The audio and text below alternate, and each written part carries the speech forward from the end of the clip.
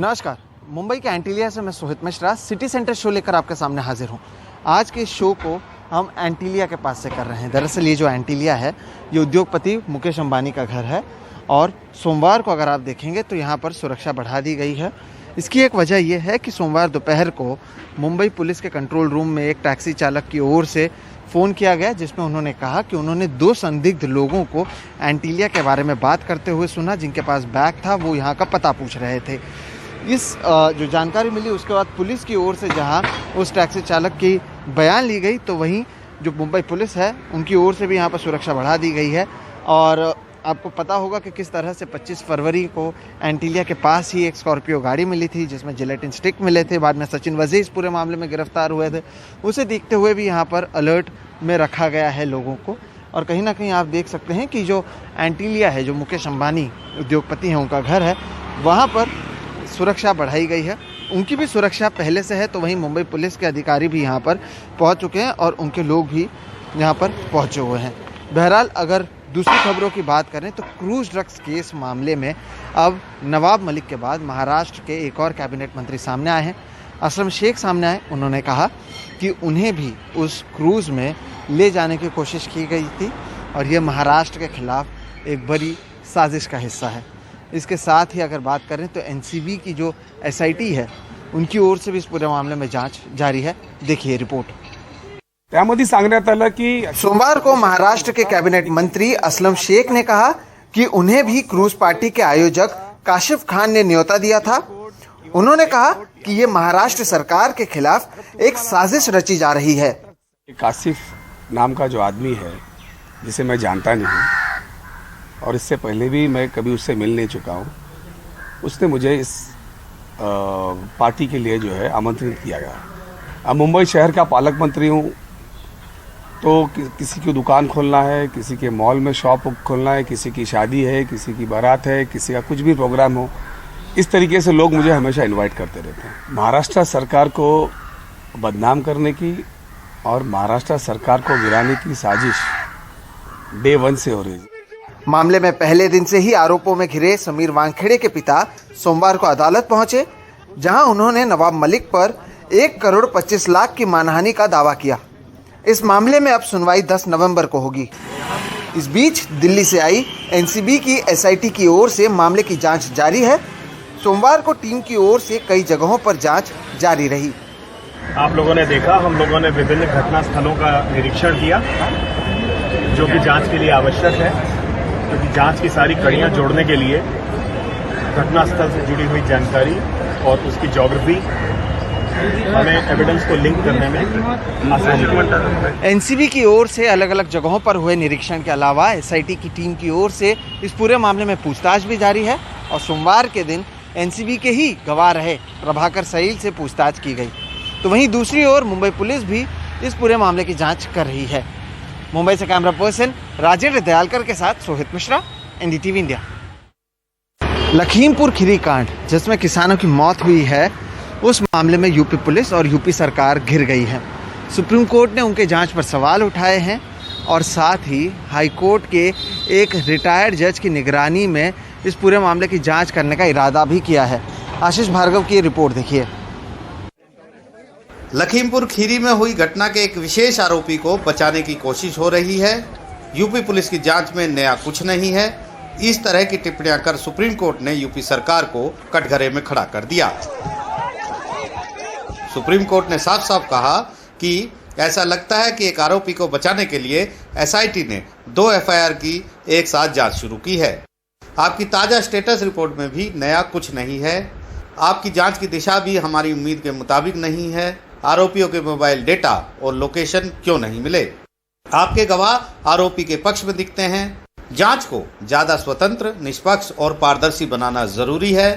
किसी अन्य हाईकोर्ट के रिटायर्ड जज की निगरानी में जांच आगे बढ़नी चाहिए।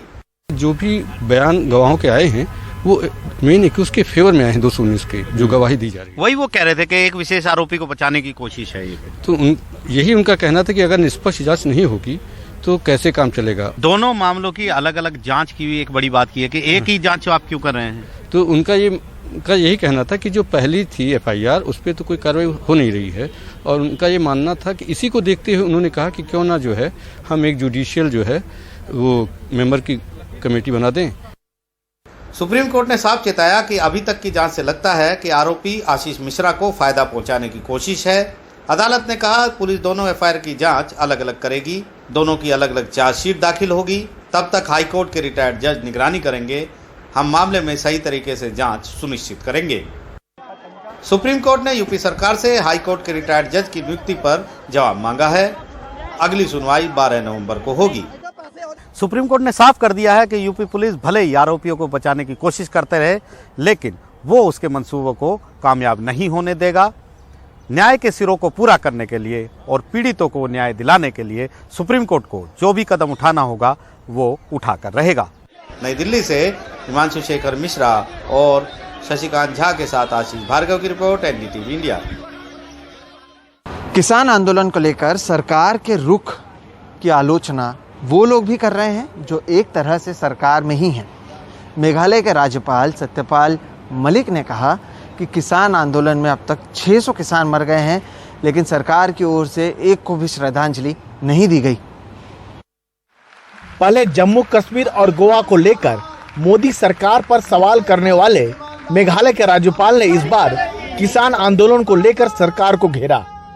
कहा कि सरकार के पास संवेदना जताने का समय भी नहीं है। देश में इतना बड़ा आंदोलन आज तक नहीं चला जिसमें 600 लोग शहीद हो गए। कुतिया भी मरती है तो दिल्ली के नेताओं का शोक संदेश जाता है। मैं तो प्रधानमंत्री जी से मिलने गया तो मैंने उनको कहा कि आप गलतफहमी में हैं, ना तो इन सिखों को हराया जा सकता। 750 के आसपास किसान शहीद हो गए और भारत सरकार की तरफ से एक भी शोक संदेश नहीं आया। तो देश के किसानों को ये लगता है कि शायद जो प्रधानमंत्री हैं वो देश के किसानों के प्रधानमंत्री नहीं है, वो देश को अलग मानते हैं नहीं किसानों को उससे। 3 कृषि कानूनों के खिलाफ गाजीपुर, टिकरी और सिंघू बॉर्डर पर किसान पिछले 11 महीने से धरने पर बैठे हैं। इन किसानों ने कहा कि सतपाल मलिक किसानों की बात कर रहे हैं, पर सरकार को किसानों की परवाह नहीं है। किसानों की सरकार होती, जो किसानों ने चुनी थी सरकार, अगर वो होती तो किसानों की बात सुनी जाती। ये काले कानून वापस होते, एमएसपी पे कानून बनता। देश का किसान तो दिल्ली के बॉर्डर पर बैठा है, गेट बंद कर रखे हैं इन्होंने। गेट खोलेंगे अंदर चले जाएंगे, इनसे पूछ लेंगे जाकर के भाई हमने क्या गुनाह कर दिया। अब भी अगर काम कर दो किसान का तो कोई दिक्कत नहीं। और आप भी कहो हमारी तरफ से आदरणीय प्रधानमंत्री जी को कि अब किसान की ज़्यादा परीक्षा अच्छी नहीं, ठीक है, उनका काम करिए और इनको हाथ जोड़कर इनका काम करके इन्हें घर भेजिए। केंद्र सरकार और किसान नेताओं के बीच 11 दौर बातचीत हुई है, लेकिन सरकार तीनों कानूनों को हटाने को तैयार नहीं है। सतपाल मलिक लंबे समय से किसान आंदोलन को लेकर सरकार पर निशाना साधते रहे हैं, लेकिन लगता है केंद्र सरकार और विवाद नहीं चाहती, इसलिए उन्हें अनसुना करती रही है। लेकिन अब यह भी लगता है कि अगर 5 राज्यों के विधानसभा चुनाव से पहले यह मामला नहीं सुलझा तो सरकार को इसकी बड़ी कीमत चुकानी पड़ सकती है। गाजीपुर बॉर्डर से राजीव रंजन, एनडीटीवी इंडिया। उत्तर प्रदेश विधानसभा चुनाव से पहले योगी आदित्यनाथ के पश्चिमी उत्तर प्रदेश के पहली जनसभा में मुजफ्फरनगर का दंगा छाया रहा। कैराना लौटे एक परिवार से योगी आदित्यनाथ मिलने उनके घर पहुंचे। कमाल खान की रिपोर्ट देखिए। यूपी चुनाव से पहले ये सीएम योगी की पश्चिमी यूपी में पहली जनसभा थी। सभा में 2013 में हुए मुजफ्फरनगर दंगे छाए रहे। निशाने पे समाजवादी पार्टी और आरएलडी थी। जब मुजफ्फरनगर में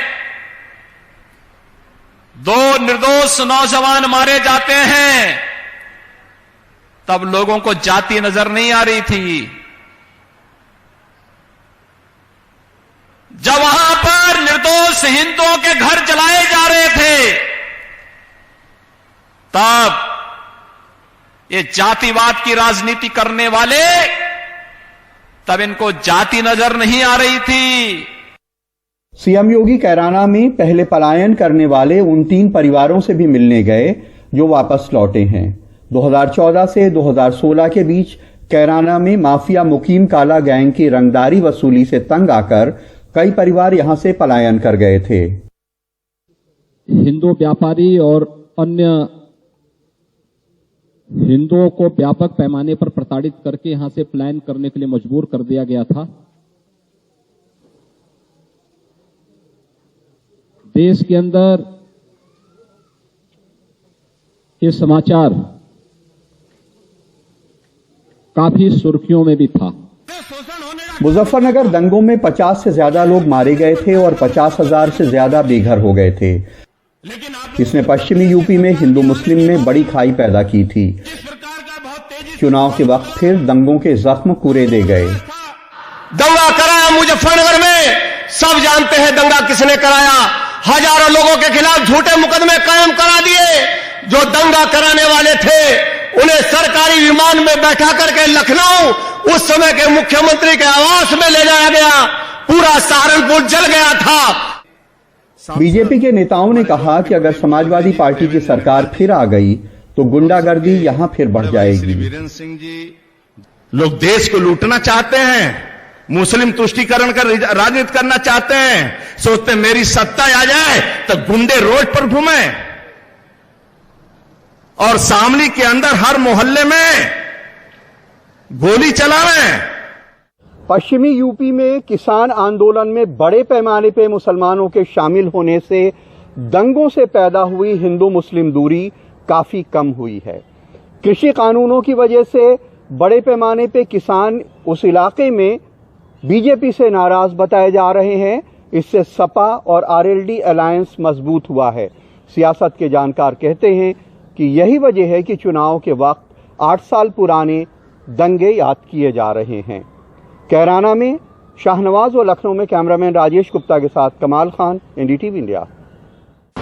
कानून बनाने का अधिकार विधायिका के पास है, लेकिन हमने आपको कई बार बताया है कि किस तरह से चंद घंटों के भीतर ही विधानसभा सिमट जाती है, उसमें चर्चा भी नहीं होती है और बिना चर्चा के नियमों को बनाया जाता है, पास किया जाता है। आप खुद सोचिए कि लोकतांत्रिक ढांचे में इसे किस तरह से देखा जाए और बिना किसी चर्चे के कुछ घंटों में अगर ये सारी चीज़ें हो रही हैं तो फिर विधानसभा का क्या औचित्य रह जाता है। अनुराग द्वारी की एक खास रिपोर्ट देखिए। 2021 में मध्य प्रदेश विधानसभा का मानसून सत्र 4 दिनों के लिए बुलाया गया। 2 दिन बाद ही अनिश्चितकाल के लिए स्थगित कर दिया गया। 2 दिनों में सदन में बमुश्किल 2 घंटे की कार्यवाही में 6 विधेयक और अनुपूरक बजट शोर शराबे के बीच पारित हो गया। इसमें मध्य प्रदेश आबकारी संशोधन विधेयक भी था, जिसमें जहरीली शराब के सेवन से होने वाली मौतों से संबंधित मामलों में मृत्युदंड और आजीवन कारावास का प्रावधान है। 15वीं विधानसभा में ऐसे ही 6 मिनट में मध्य प्रदेश साहूकारी संशोधन विधेयक पास हो गया। देश भर में सुर्खियों में छाए मध्य प्रदेश धार्मिक स्वतंत्रता विधेयक पर भी शोर शराबे के बीच महज 1 घंटे 14 मिनट की चर्चा हुई। 2021 में कानून बनाने या संशोधन के लगभग 28 प्रस्ताव सदन में रखे गए। इनमें से 19 से अधिक प्रस्ताव शोर शराबे के बीच बिना चर्चा किए पारित हुए। खुद विधानसभा अध्यक्ष भी इसे चिंता की बात बता रहे हैं। स्वाभाविक बात है कि यही कोई कानून, खासतौर पर जो दंडात्मक कानून है, उन कानूनों में वो बिना बहस के पारित होते हैं तो शायद वो उतना सुविधाजनक नहीं होता। वाद विवाद के कारण या हंगामे के कारण विधानसभा को बार बार स्थगित करना पड़ता है या रोकना पड़ता है। स्वाभाविक है, सरकार का काम करना पड़ेगा, इसलिए अपन उसको जो आता है प्रस्ताव उसको पास ही होता है, वो पास हो जाता है। यही नहीं, लोकतंत्र में हमें आपको इसलिए भी फिक्रमंद होना चाहिए क्योंकि 2017 से कोई सत्र पूरा नहीं चला। मध्य प्रदेश के संसदीय इतिहास में 14वीं विधानसभा के दौरान सदन की कार्यवाही सबसे कम 130 दिन ही चली। इसमें भी 50 दिन हंगामे की भेंट चढ़ गए। सत्ता परिवर्तन हुआ तो कमलनाथ सरकार में पूछे गए 5315 सवालों में 4200 अमान्य हो गए। मौजूदा 15वीं विधानसभा में पिछले साल 16 मार्च 2020 को 17 बैठक प्रस्तावित थी, 2 बैठक हुई। 24 मार्च 2020 को 3 बैठक प्रस्तावित थी, 1 बैठक हुई 1 घंटे 26 मिनट तक। 21 सितंबर को 3 बैठक प्रस्तावित थी, 1 बैठक हुई, वो भी सिर्फ 9 मिनट तक। सत्ता और विपक्ष इसके लिए एक दूसरे को जिम्मेदार ठहरा रहे हैं। बगैर चर्चा के इस तरह की चीजें पास कराई जाए, इनकी लोकतंत्र में कहीं कोई आस्था नहीं है। और ये बिल्कुल हिटलरशाही पे चले हुए हैं। तो ये कहीं ना कहीं लोकतंत्र की हत्या है और इसके लिए पूरी भारतीय जनता पार्टी और आरएसएस जिम्मेदार है। इसमें दोषी तो कांग्रेस है और आप केवल मध्य प्रदेश की बात क्यों करते हैं? लोकसभा में जिस प्रकार से कांग्रेस ने नेतृत्वहीनता का परिचय देते हुए केवल हंगामे के माध्यम से अपने को पेपर की सुर्खियों में बने रहने का जो काम किया है, उसी का ये परिणाम निकला है। चाहे लोकसभा हो चाहे विधानसभा हो, वो मंच है जहां हम कानून बनाते हैं और निश्चित रूप से कानून बनाने में उसके गुण दोष पर चर्चा होनी चाहिए। पर कांग्रेस ने लगातार मध्य प्रदेश विधानसभा की बात हो या लोकसभा की बात हो, अपनी हठधर्मिता दिखाते हुए सदन को चलने में बाधा पैदा की है। मुझे लगता है कि कांग्रेस को एजुकेशन की जरूरत है। ये उस राज्य में जहां विधानसभा का सालाना बजट लगभग 100 करोड़ रुपए का है, 15 करोड़ रुपए अलग अलग अनुदानों के मान भी लें तो 85 करोड़ रुपए विधायकों के वेतन भत्ते, सचिवालय के अधिकारी कर्मचारियों के वेतन भत्ते, बिजली बिल, पानी, साफ सफाई पर खर्च होते हैं। किसी भी विधायिका का मूल काम कानून बनाना, उसके गुण दोषों पर चर्चा करना है, लेकिन मध्य प्रदेश की इस विधानसभा में पिछले कुछ वक्त से बने कानून चिंता का सबब इसलिए हो गए हैं क्योंकि दर्जनों ऐसे कानून और संशोधन पारित हुए जिस पर कोई खास चर्चा नहीं हो पाई। शोर शराबे के बीच में ही उन्हें पारित कर दिया गया। भोपाल से कैमरा पर्सन रिजवान खान और राजू बाथम के साथ अनुराग द्वारी, एनडीटीवी इंडिया। सिटी सेंटर में फिलहाल वक्त है एक ब्रेक का। ब्रेक के बाद आपको दिखाएंगे कि दिल्ली की हवा के बाद अब दिल्ली का पानी भी प्रदूषित।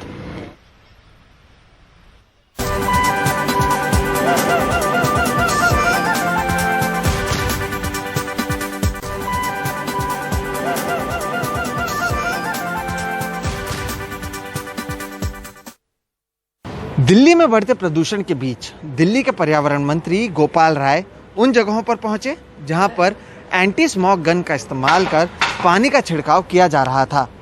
दिल्ली में एंटी स्मॉग गन से पानी का छिड़काव किया जा रहा है ताकि प्रदूषण से बिगड़े हालात पर काबू पाया जा सके। गोपाल राय ने इन इलाकों का निरीक्षण किया और ये सुनिश्चित किया कि छिड़काव ठीक से किया जा रहा है या नहीं।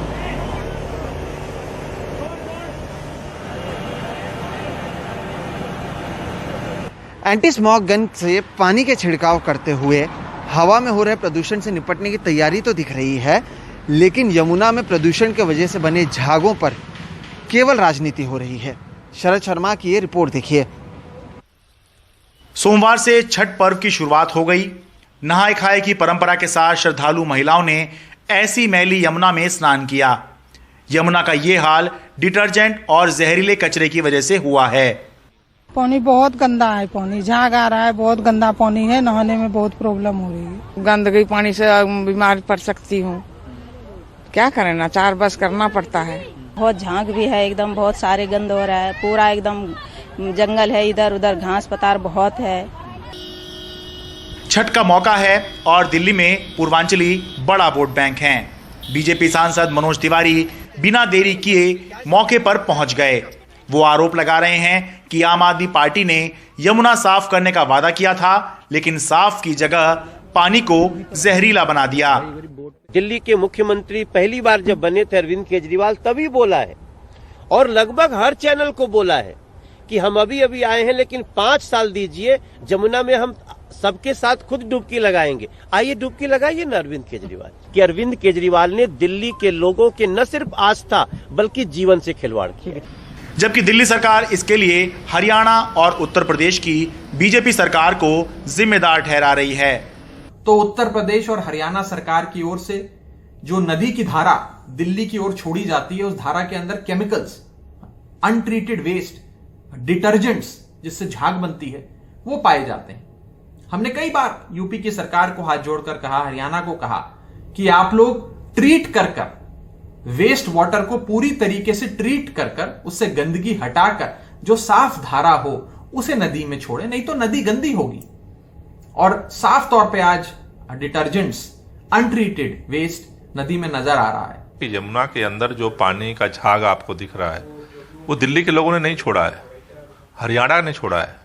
हरियाणा में भाजपा की सरकार है, तो ये क्यों छोड़ा गया इस समय इस तरह के जहरीले पानी को, ये समझ के परे है। हरियाणा और यूपी यमुना में साफ पानी नहीं छोड़ते, ये बात मानी जा सकती है, लेकिन दिल्ली में भी यमुना वजीराबाद तक तो ठीक दिखती है, लेकिन उसके बाद यमुना में कई तरह के नाले आकर गिरते हैं, जिसके बाद यमुना काली और प्रदूषित नजर आने लगती है। दिल्ली के अंदर यमुना किस तरह से प्रदूषित होती है, ये नंगी आंखों से वजीराबाद में ही दिख जाता है कि कितना नालों का पानी जो है यमुना के अंदर गिर रहा है। और ये कोई पहली बार नहीं हो रहा, ये जो है कुछ कुछ समय पर यमुना के अंदर इस तरह के जो झाग हैं, इस तरह का जल प्रदूषण जो है वो दिखता रहता है। जरूरत है राजनीति को किनारे करके एक मजबूत इच्छा शक्ति दिखाने की, वरना यमुना की जो तस्वीरें पहले दिख रही थी और जो तस्वीरें आज दिख रही हैं वो आगे भी यूं ही दिखती रहेंगी। दिल्ली से कैमरा पर्सन मनोज ठाकुर के साथ शरद शर्मा, एनडीटीवी इंडिया। तो वहीं सिटी सेंटर में आज फिलहाल इतना ही। आप मुझे, मेरे वीडियो जर्नलिस्ट धनेश और हमारी पूरी टीम को दीजिए इजाजत। देश और दुनिया की बाकी खबरों के लिए आप देखते रहिए सिर्फ एनडीटीवी इंडिया। नमस्कार।